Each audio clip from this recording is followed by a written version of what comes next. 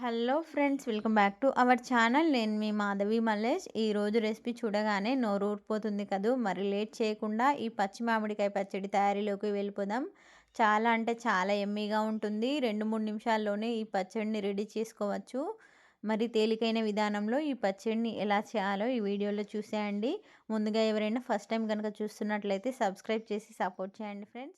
మరి లేట్ చేయకుండా ఇన్స్టాంట్గా ఈ మామిడికాయ పచ్చడిని ఎలా రెడీ చేయాలో ఈ వీడియోలో చూసేయండి.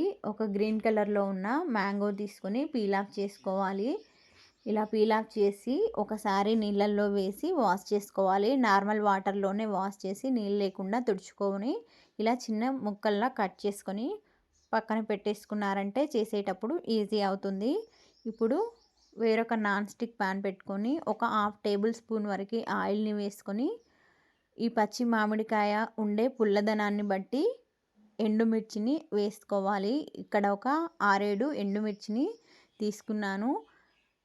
మామిడికాయ ఎక్కువగా పుల్లగా అనిపిస్తే కొంచెం కారం ఎక్కువగానే పడుతుంది. ఇలా కాస్త రెడ్ కలర్లోకి మారగానే వీటిలోకి 1/2 టేబుల్ స్పూన్ ధనియాలని, 1/2 టేబుల్ స్పూన్ జీలకర్ర, మెంతులు, ఆవాలు, ఒక 4-5 వెల్లుల్లి రెబ్బల్ని కూడా వేసుకొని ఒక 2 నిమిషాలు కలుపుతూ ఫ్రై చేసుకోవాలి. ఇలా గనక ఆయిల్లో ఫ్రై చేశారంటే చాలా టేస్టీగా ఉంటుంది. డ్రైగా చేసుకున్నా బాగుంటుంది, కానీ ఆయిల్లో వేసి రోస్ట్ చేస్తే ఇంకాస్త బాగుంటుంది. ఇలా వీటన్నింటినీ కాస్త ఫ్రై అయిన తర్వాత నేరుగా మిక్సీ జార్లోకి వేసుకున్నాను. ఇలా ఆయిల్లో ఫ్రై చేసేటప్పుడు ఈ పోపు దినుసులన్నీ అందులోనే మిగిలిపోతాయి కదా. అలాంటప్పుడు ఇలా వీడియోలో చూపించినట్టుగా నూనెని సపరేట్ చేస్తూ మిక్సీ జార్లోకి వేసుకోవాలి. ఇన్స్టాంట్గా 2-3 నిమిషాల్లోనే ఈ పచ్చడిని రెడీ చేసుకోవచ్చు.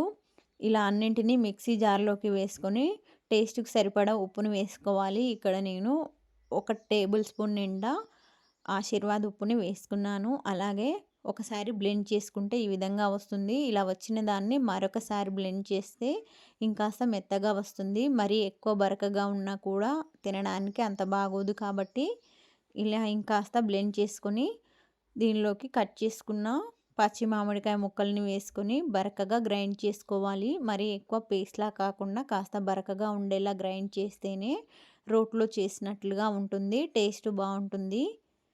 ఇలా పచ్చి కారం వేయకుండా ఇలా ఎండుమిర్చితో గనుక చేశారంటే అప్పటికప్పుడు ఇలా చేసి ఇస్తే చాలా ఇష్టంగా తింటారు. పుల్ల పుల్లగా భలే ఉంటుంది. ఈ విధంగా వీడియోలో చూపించినట్టుగా బ్లెండ్ చేసుకొని వేరొక బౌల్లోకి వేసుకొని దీనికి కావలసిన పోపుని రెడీ చేసుకోవడమే. ఇలా వేడి వేడి అన్నంలోకి చాలా అంటే చాలా బాగుంటుంది. ఇప్పుడు దీనికి కావలసిన పోపుని రెడీ చేసుకుందాం. అదే కడాయిలోకి కాస్త ఆయిల్ మిగిలిపోయింది కదా, దానికి తోడుగా ఒక పావు వరకు ఆయిల్ని వేసుకొని ఆయిల్ వేడెక్కిన తర్వాత పోపు దినుసులని వేసుకోవాలి. ఇక్కడ నేను 2 ఎండుమిర్చిని వేసుకున్నాను. ఇది ఆల్రెడీ ఎండుమిర్చితో చేసినాం కాబట్టి పోపులోకి ఇలా ఒక 2 తుంపర్లుగా చేసుకొని వేసుకోవాలి.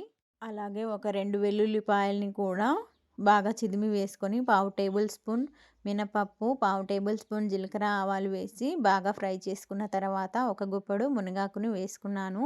ఇక్కడ కరివేపాకు లేకపోవడం వల్ల మునగాకుని వేసుకున్నాను. మునగాకు వేసినా కూడా టేస్ట్ బాగుంటుంది, అలాగే కలర్ఫుల్గా కూడా ఉంటుంది. కాస్త పసుపుని వేసుకొని బాగా మిక్స్ చేసుకొని ఆయిల్ వేడివేడిగా ఉన్నప్పుడే మనం తీసి పెట్టుకున్న పచ్చి మామిడికాయ పచ్చడిలోకి వేసుకొని బాగా కలిపేశారంటే ఆయిల్ మొత్తం పచ్చడికి బాగా పడుతుంది. ఇలా పోపు లేకున్నా కూడా ఈ పచ్చి మామిడికాయ పచ్చడిని అలాగే తీసుకోవచ్చు. పోపు వేస్తే ఇంకాస్త బాగుంటుందని ఈ విధంగానైతే చేశాను. ఇలా ఆయిల్ వేడివేడిగా వేస్తే పచ్చడికి మంచి ఫ్లేవర్ వస్తుంది. ఈ విధంగా పోపుని రెడీ చేసుకొని పచ్చడిలో వేసి కలిపేశారంటే ఆయిల్ కూడా పచ్చడికి బాగా పడుతుంది. ఇలా కమ్మగా ఇన్స్టాంట్గా రెడీ చేసుకొని అప్పటికప్పుడు వేడి వేడి అన్నంలోకి వేసుకొని కనుక తీసుకున్నారంటే చాలా అంటే చాలా బాగుంటుంది. పిల్లలు కూడా ఇష్టంగా తినగలుగుతారు. మరి లేట్ చేయకుండా ఎండుమిర్చితో పచ్చి మామిడికాయ పచ్చడిని ఎలా రెడీ చేసేయాలో చూసేశారు కదా. మరి లేట్ చేయకుండా ట్రై చేయండి. Thank you for watching.